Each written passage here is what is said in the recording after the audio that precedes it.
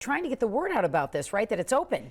They are open, Julie, and you don't need insurance. That is the biggest thing. The men and women who are working at UBMD's Long COVID Recovery Center are truly dedicated to helping those suffering and finding a solution.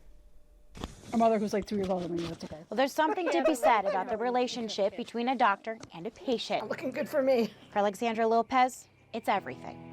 It's been very challenging because what people would tell me would say, oh, well, you're so brave and you're so this and I'm not the same person. Lopez has long COVID. She's one of the 100 patients getting help at UBMD's Long COVID Recovery Center. Brain fog, exhaustion, just the logistics of coming here is trying to make the window as narrow as possible so I can go home and rest. Lopez sings. She's a community activist, speech pathologist. I have many identities, so I could be other things. But most days now, she can't even remember her birthday. Or my phone number I've had for 25 years. Her world has been turned upside down, but thanks to her doctor, Jennifer Abelise, and nurse practitioner, Trudy Stern, she's getting the guidance she needs. And getting medical help can be scary, so Stern says you can expect an hour initial exam where you just chat. Wow. Which is such a luxury to get a complete history and talk to people. The patients are recruited from the Western New York Long COVID Registry. It's a phone call, Stern says, offers more relief than they initially expected. I've had people come in and cry because nobody that they visited in the past believed that they were really sick. There's a social worker, occupational and physical therapist on hand as well. Also Abelise, who's the co-director of the center. We know that there's basically 5 types of long COVID. The most common ones we're seeing are the neurologic with the brain fog, the dizziness, the fatigue. Well, there's cardiac, pulmonary, and physical too.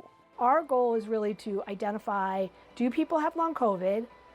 Make sure people know that long COVID exists so that they can realize that there is something out there that they can ask for help with. You don't need insurance to get help thanks to a grant from Mother Cabrini. After the initial assessment, patients return every 3 months.